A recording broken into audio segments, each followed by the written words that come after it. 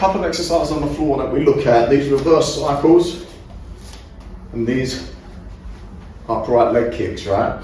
So if we look at from a simple standpoint, if I end up on the floor, well, I don't want to be as flat on my back here. This is bad for me. But that said, basic application taught in the Junbi was to use these strikes to come into the knees on a standing opponent.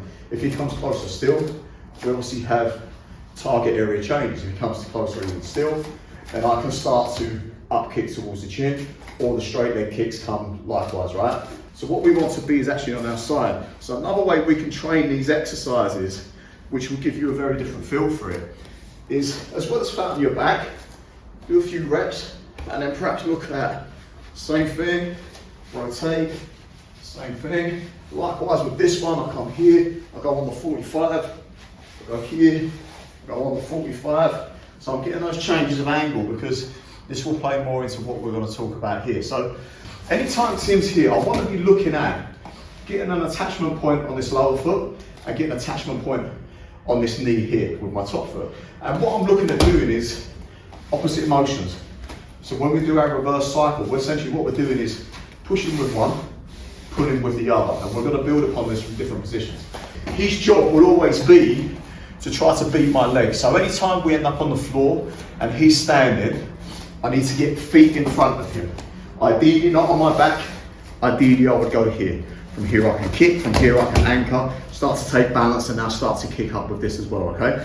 So what we need to look at, if I can't control him here, and by the way, we're not staying here, obviously I'm trying to do that so that I can build space to get myself back up in the fight, but is this, albeit in a static position. This one is behind his lat, pulling, this one is on his hip or on his knee, pushing. And from there I can control him a little bit. So if we come back into that position, go to kneeling for me just for the sake of the demo. So I would look to come here.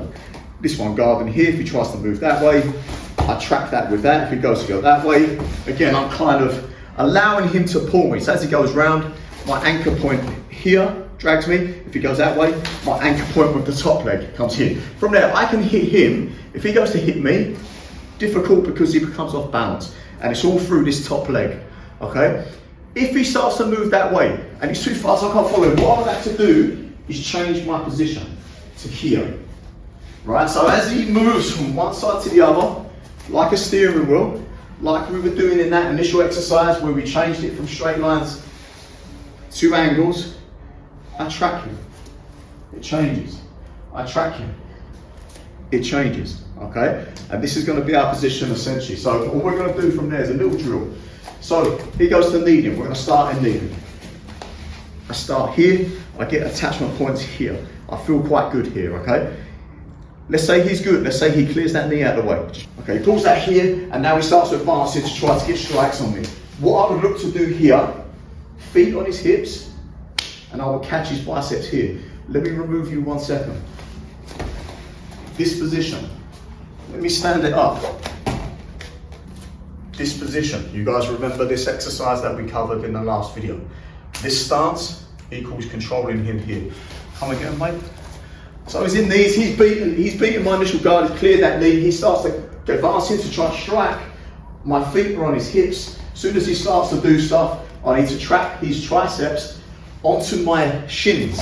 Same time, I flare my knees like this and I push my hips here. If he goes to pull his arm back to strike, I can, sorry, that was horrible. I pull my foot back and I quickly kick him in the face. Okay, so we're in quite a good position here whereby I can buy a bit of time. Obviously we don't want to stay here forever. Foot on the hip, foot behind the lat. Bam, I can get him, difficult for him to get me. He clears that knee, comes in, I guard here, boom, control his triceps, shins on his biceps, flare my knees. Knowing that if he goes to headbutt, bang, I can hit him with my knee here. Equally I can let him go and I can kick from here too.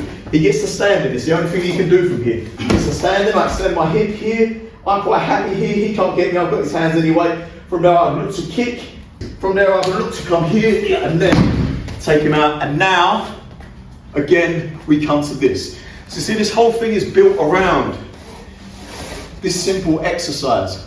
So rather than just a core exercise, we're looking at ways of transitioning from position to position as he basically defeats my first spot. He finds a way around, his situation improves. mine gets worse. I need to still be able to flow and use that same principle throughout the whole thing until he comes to standing, and then I can maybe execute that takedown and get back to my feet. But it's quite a simple progressive drill. You can do, put some gloves on, have one person aiming to touch the defender on the ground, and person on the floor, work your way back up to your feet from a bad position.